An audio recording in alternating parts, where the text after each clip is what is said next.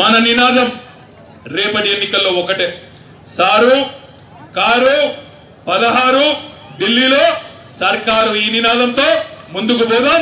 తప్పకుండా రేపు ఎర్రకోట మీద ఎవరు జాతీయ జెండా ఎగరేయాలో మనమే నిర్ణయిద్దాం తెలంగాణ ప్రజలుగా అనే మాట కూడా ఈ సందర్భంగా నేను మీకు విజ్ఞప్తి చేస్తా ఉన్నా. మీరు అడగొచ్చు, అన్న 16తోని ఢిల్లీలో సర్కారు ఎట్లయితుందని మీరు అడగొచ్చు. ఎట్లయితుంది ఢిల్లీలో సర్కారు అంటే, ఈరోజు దేశ రాజకీయ పరిస్థితి చూడండి. 2014లో ఉన్నట్టు ఇప్పుడు లేదు వాతావరణం.